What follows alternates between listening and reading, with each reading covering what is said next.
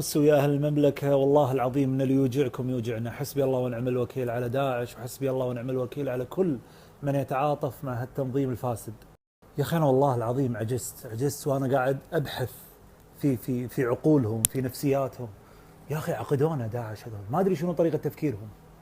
يعني تخيلوا وهو يوقف قبل لا يفجر نفسه يصور نفسه من خلال كاميرا يابانية، وبيده سلاح روسي، وملابسه صينية، ويهتف من خلال خطابه الموت لأمريكا الموت لأمريكا، وبعدها يروح يتحيزم بهالمتفجرات ويروح يفجر نفسه بمسلمين.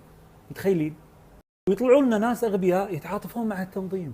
ترى في ناس يتعاطفون، مو شرط هيئة داعشية. طبعا تكرم اللحية عن وجوههم الودرة، لكن بوجوه أخرى. اليوم داعش وصلت لنا أعظم رسالة بتفجيرهم، مرة بالقطيف ومرة بالمدينة. خلاص واضحة رسالتهم، لا احنا ضد الشيعة ولا ضد السنة، هم ضد الحياة، هم مع خراب الديار. لا تتعاطف مع ناس هدفهم عدم استقرار البلاد. كانت السيدة عائشة رضي الله عنها أمنا، كانت ترسل للناس اللي يدقون مسامير بجانب قبر الرسول عليه أفضل الصلاة والسلام ألا تؤذوا الرسول، واليوم تفجرون بجانب قبر الرسول عليه أفضل الصلاة والسلام. حسبي الله ونعم الوكيل عليكم وعلى كل شخص يتعاطف معاكم، وعلى كل شخص يبرر لكم.